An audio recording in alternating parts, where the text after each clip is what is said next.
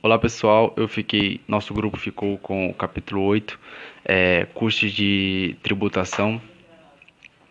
E para poder abordar melhor esse assunto, eu vou primeiro dar um conceito aqui de imposto, para a gente poder entender melhor o assunto, certo? Imposto seria um encargo financeiro ou um tributo colocado do Estado ou equivalente funcional a uma pessoa física ou uma pessoa jurídica. Pessoa física, nós aqui, cidadãos, e uma pessoa jurídica seria, por exemplo, uma empresa, uma organização. Certo? Os impostos, eles arrecadam uma receita financeira ao Estado para propor uma ação na sociedade. Essa ação poderia ser reparadora ou preventiva. Quando eu falo ação reparadora ou preventiva, reparadora poderia ser, por exemplo, digamos que tem uma estrada que está esburacada por conta da chuva e o governo vai lá e asfalta essa estrada de novo. É uma ação reparadora. Uma ação preventiva poderia ser um policiamento nas ruas de prevenção aos assaltos, por exemplo. É bem, é, a, os impostos sempre vão ser motivo de discussões políticas. Ah, diminui o imposto aqui, diminui o imposto ali. E mas há de se entender que os impostos são algo necessário para manter uma sociedade civilizada e com bem-estar comum para todos. O excesso de impostos sempre já causou inúmeras brigas pelo mundo afora. E até aqui no Brasil também, né? Mas eu vou dar um pequeno exemplo que aconteceu em 1776. Um pequeno exemplo pra gente, né? Que aconteceu em 1776. Que aconteceu a ira das colônias norte-americanas sobre sobre a Inglaterra, que foi ocasionada pelo excesso de impostos que a Inglaterra cobrava dos Estados Unidos, né? Na época, as colônias norte-americanas. E isso tudo culminou com o, a Revolução Americana, que gerou a independência dos Estados Unidos. Tudo isso por conta do alto grau de imposto, né, cobrado pela Inglaterra. Bem, existe uma grande relação entre o ganho de um consumidor quando compra certo produto e o lucro obtido pelo vendedor com certo produto. E tudo isso, o imposto está sempre relacionado com esses dois. Bem, digamos, posso dar um pequeno exemplo aqui, pegar uma caneta. E quando um imposto é colocado, um exemplo, hoje sobre essa caneta, o comprador vai diminuir a quantidade de canetas que ele vai comprar. E com isso, o vendedor vai diminuir o lucro obtido pelo número de canetas. E com isso, esse produto, a caneta, no caso do exemplo, vai diminuir no mercado. Bem, o ganho obtido pelo consumidor é dado pelo excedente do consumidor. O que seria o excedente do consumidor? O excedente do consumidor seria um preço que ele está disposto a pagar sobre um determinado produto, a, um preço abaixo do que ele estava perdão, um preço abaixo do que ele estava disposto a pagar sobre determinado produto. Bem, um, um ponto a se ressaltar que para alguns economistas é que o preço em si não é tão importante.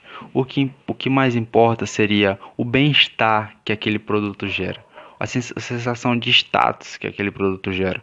Eu posso dar um exemplo de um iPhone, por exemplo. Dei uma pequena pesquisada e o iPhone 11 Pro Max Pro de 512 gigas, ele custa na Casas Bahia, fazendo propaganda, R$ 8.800. Mas às vezes a pessoa compra aquele produto não porque às vezes a pessoa nem vai usar aqueles 512 gigas, nem vai usar tanto a câmera boa, vai tirar, a pessoa às vezes nem gosta tanto de tirar foto, mas ela compra aquilo pelo status que aquilo ali gera, pela sensação de bem-estar que aquilo ali gera. Bem, outro, eu falei do excedente do consumidor, vou falar agora do excedente do produtor.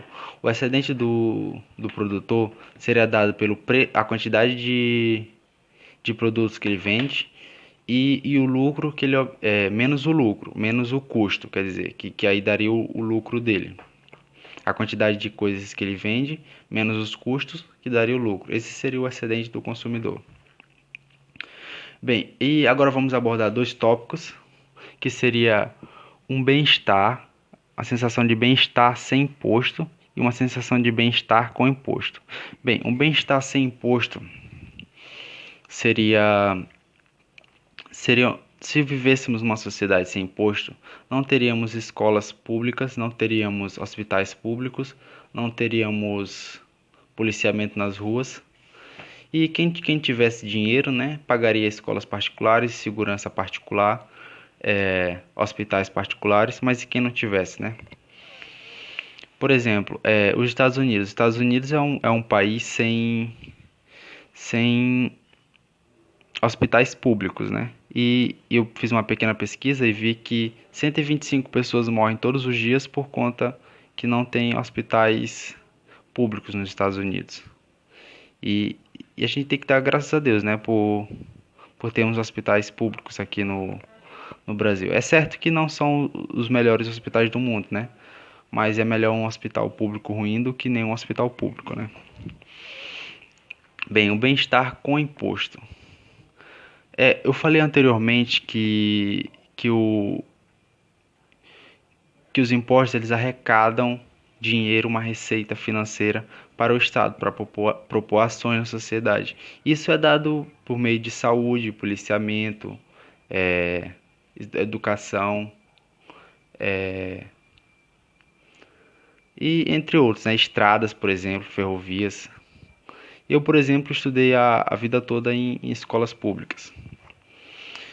Por exemplo, posso continuar aqui falando sobre economia e falar um pouco sobre incentivos. Eu falei um pouco sobre o bem-estar de sem imposto e com imposto. Eu posso falar agora um pouco sobre incentivos que o governo poderia dar para estimular a economia, Por exemplo, incentivo, a definição de incentivo seria um estímulo, algo que encoraja.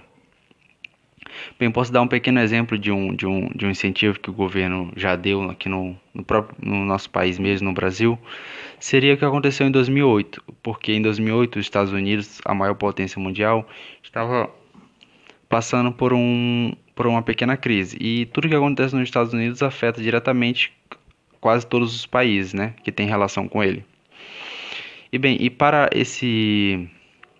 o nosso país não ser pego por essa crise que aconteceu em 2008, o governo reduziu a taxa do IPI, os impostos do IPI, que IPI seria os produtos industrializados, reduzir essa taxa nos carros 1.0 e por conta disso a economia gerou mais dinheiro na economia e assim diminuindo o impacto gerado pelaquela crise que aconteceu em 2008. Isso é dos pequenos exemplos de incentivo. Então era isso que eu queria abordar sobre o capítulo 8. Obrigado. Bom dia, meu nome é Lídia, eu faço parte do grupo que fala sobre custos e tributações, capítulo 8, e agora eu vou falar um pouco sobre o peso morto. O peso morto é a queda de excedente total que resulta quando o imposto distorce o resultado no mercado. Nisso, compradores e vendedores não são compensados pelo aumento da receita do governo. Um dos determinantes desse peso morto é a elasticidade da oferta e da demanda. É ele que mede como os compradores e vendedores reagem quanto à variação de preço. E ela também mede como os impostos podem influenciar no resultado do mercado. Agora a gente vai ver um pouco sobre os gráficos da oferta e da demanda quando são inelásticos e elásticos. Aqui nesses dois gráficos, a gente percebe que a curva de demanda e o valor do imposto são os mesmos. A diferença é a elasticidade na curva de oferta. Neste primeiro gráfico, a curva de oferta é inelástica, ou seja, a quantidade ofertada responde pouco à variação de preço. E com isso, a gente vê que a área desse triângulo aqui é pequena. Isso faz com que o peso morto do imposto seja pequeno. Já no segundo gráfico, a curva de oferta é relativamente elástica, ou seja, a quantidade ofertada responde às variações de preço. E aqui a gente já vê que a área do triângulo é maior do que na oferta inelástica. Isso faz com que o peso morto do imposto seja grande. Já que nesses dois outros gráficos, a gente vê que a curva de oferta e o valor do imposto são constantes. Aqui no terceiro gráfico, a curva de demanda é inelástica e o peso morto é pequeno. O peso morto é pequeno pelo mesmo motivo do outro gráfico, porque aqui a área é menor. E aqui no quarto gráfico e último, a gente vê que a curva de demanda é elástica e o peso morto do imposto é maior. Por quê? Porque aqui a área desse triângulo é maior e faz com que o peso morto do imposto seja maior também. Nisso, a gente vê que quanto maior for a elasticidade de oferta e demanda, maior será o peso morto de um imposto. Com isso, tiramos a conclusão de que o imposto é um peso morto, porque conforme o imposto vai aumentando, o comportamento dos compradores e dos vendedores vai mudando. Ou seja, os compradores vão consumir menos e os vendedores vão produzir menos, porque o imposto é alto. Isso faz com que o mercado fique desigual e longe do ideal, porque em um mercado ideal devia ter alta produção e alto consumo, mas com o imposto alto isso não acontece. Olá, meu nome é Sara e eu estarei apresentando para vocês o peso morto e a receita fiscal conforme os impostos variam. Os impostos, eles raramente se mantêm por longos períodos de tempo. Eles estão sempre sujeitos a aumento ou redução de acordo com a vontade dos governantes. Antes de tudo, o que seria esse peso morto? O peso morto, ele é um termo muito utilizado na economia para designar perdas de eficiência nos mercados, basicamente isso. E a receita tributária, ela é toda a fonte de renda que deriva da arrecadação estatal de tributos, sendo ela proveniente de impostos, de taxas, de contribuições de melhoria. Uma forma de realmente medir o peso morto é pela perda/redução do excedente causado por ele. Nós temos 3 tipos de impostos: o imposto pequeno, o imposto grande e o imposto muito elevado. O que varia nesses impostos? A receita tributária e o peso morto. Quando nós temos um imposto pequeno, tanto o peso morto quanto a receita tributária, elas são pequenas. Quando nós temos um peso morto grande, elevado, nós também teremos um peso morto e uma receita tributária elevados. Entretanto, quando nós temos um imposto muito elevado, o peso morto é muito elevado, mas a receita tributária ela é pequena, ela começa a decair. Dessa forma, à medida que o imposto aumenta, o peso morto também aumenta. Vale ressaltar que o valor do peso morto aumenta mais rapidamente que o valor do imposto propriamente dito. Matematicamente falando, o peso morto é a área de um triângulo, ou seja, ele depende do quadrado do seu tamanho. E a receita tributária, ela equivale ao valor do imposto multiplicado pela quantidade do bem vendido. Sendo assim, ela é igual à área do retângulo entre as curvas de oferta e demanda. Vocês estão vendo essa curva aqui? Ela é chamada curva de Laffer. Em primeiro momento, a receita tributária, ela cresce. Logo em seguida, ela começa a decair. Essa relação é chamada de curva de Laffer. O economista Arthur Laffer demonstrou que as alíquotas dos impostos afetam a receita tributária. O que seriam essas alíquotas? São o percentual com que um tributo incide sobre o valor de algo tributário. Como nós já falamos que a receita tributária ela é toda a fonte de renda que deriva da arrecadação estatal dos tributos, ou seja, nós teremos que as alíquotas são o percentual dessa arrecadação estatal dos tributos. Arthur Laffer, ele sugeriu que os Estados Unidos da América estavam do lado descendente da curva, ou seja, as alíquotas haviam chegado a um nível tão alto que se fossem reduzidas, a receita tributária aumentaria muito. A curva de Laffer, ela atraiu a atenção de Ronald Reagan, que quando foi candidato à presidência dos Estados Unidos em 1980, tinha como plataforma de governo a redução dos impostos, ou melhor, os cortes dos impostos. Para Reagan, os impostos estavam tão altos que chegavam a desencorajar as pessoas, ou seja, elas não iriam trabalhar mais arduamente. E que a redução das alíquotas daria às pessoas esse incentivo para que trabalhassem. o que aumentaria o bem-estar econômico e provavelmente, talvez,